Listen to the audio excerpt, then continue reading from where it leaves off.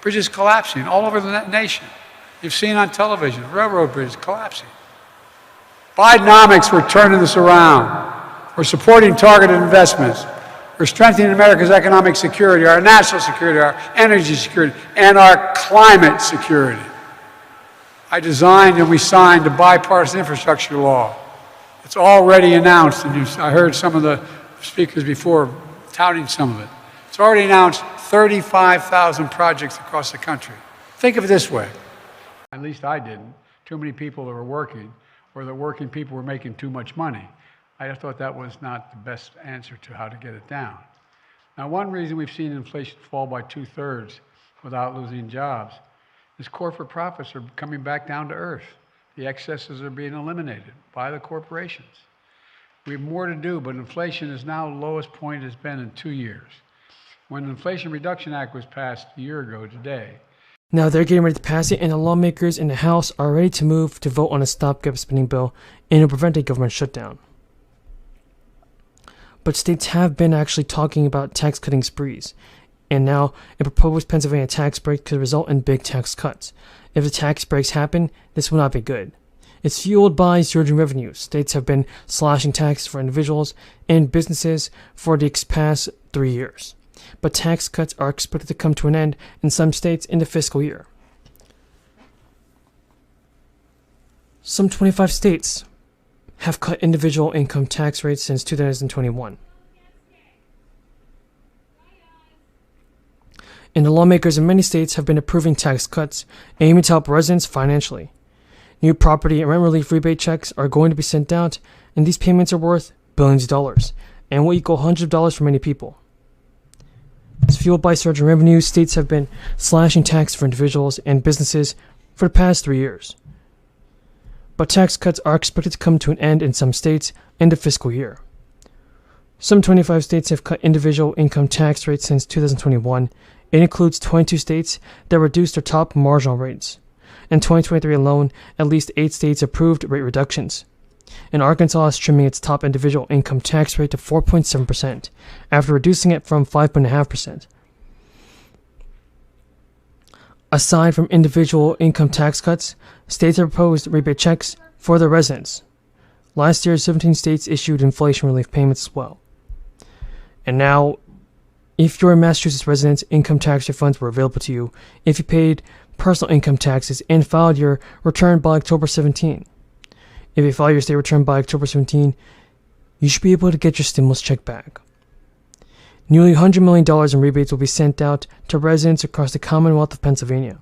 Starting today, over 4 million older homeowners, renters, and people with disabilities will be issued rebates on rent and property taxes paid in 2022.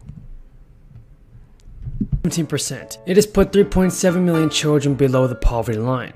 Millions of parents welcomed these payments in the latter half of 2021 as they help provide financial relief during the crisis.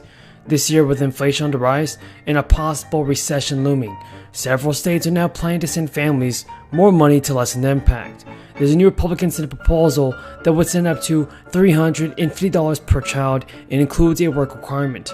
For now, it's up to the states to decide if they'll provide money in families to families in need. And so far, there are several states planning to enact a state child tax credit on offering deductions for households with children. Only one of those states is pending governor approval. Families in California who earn less than $25,000 are eligible for this $1,000 check as either a reduced state tax bill or refund. Those earning between $25,000 and $30,000 would receive a refunded reduced credit. The credit is only available for children under age 6, and also the family must qualify for the California Income Credit. Starting in January 2023, families in Colorado will get 5% to 30% of the federal credit for each qualifying child.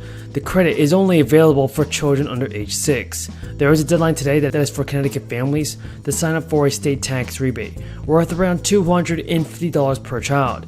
But it appears, however, the bill has virtually no chance of becoming law, and meanwhile provided Joe Biden and Democrats with new ammunition in their effort to paint Republicans as extremists. Chuck Schumer said that the Republican tax plan will raise the cost of buying a house to $125,000. Also, it would raise the cost of buying a car by $10,000. It would raise the average grocery bill by $3,500. And at a time when people are already worried about the high price of groceries, it looks like things are going bad. Schumer failed to note that the bill would also eliminate income and other taxes, but his remarks highlight the difficulty Republicans face if they push ahead with the bill. Analysis of similar tax plans showed that a national sales tax would be aggressive, raising taxes on the poor, reducing taxes on the rich, and other things like that. But several Republican leaders have already come out against the bill. Even McCarthy said that he earlier doesn't even oppose it. It would allow that it will come before consideration. It makes the committee process more difficult. House Majority Leader Steve Scalise has also said he doesn't support the bill, preferring instead to make the tax cuts included in the tax law of 2017 permanent. And one representative, a relatively moderate Republican from Nebraska, told reporters that he is also opposed to the bill. More than a dozen states are continuing to send out checks to millions of people, hoping to provide some extra relief in cash to consumers, as inflation drives up prices on everyday items. Many states are able to send these checks because of excess revenue. Many of the payments are officially called tax rebate checks. Last fall, California began issuing the middle-class tax refund, one-time payments designed to ease the bite of inflation.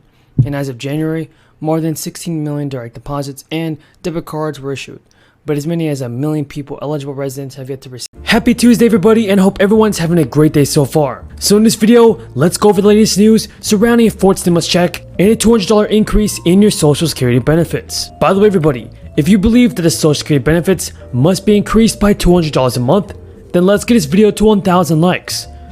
I personally believe that our politicians in Congress must do a better job in helping out the American people. The great American people still need help, and they need help now. And if you guys agree with my message, then let's get this video to 1,000 likes. And before we get started, don't forget to subscribe to my channel and share this video with your friends and family. Because remember folks, the whole goal of this channel is to provide you with the most up-to-date and reliable stimulus check news. I want to see every member of my community receive more stimulus payments. Way too many people are suffering. Now everybody, Joe Biden is set to outline the American Families Plan in his speech to Congress this Thursday. Now everybody, we finally have some great news in regards to more stimulus payments and the $200 increase for all of you guys that are on federal benefits. According to multiple sources, Joe Biden is set to outline the American Families Plan in his speech to Congress very soon. That's according to what White House Press Secretary Jen Psaki said. Now the American Families Plan is expected to focus on policies including things like paid family leave, childcare, as well as free community college.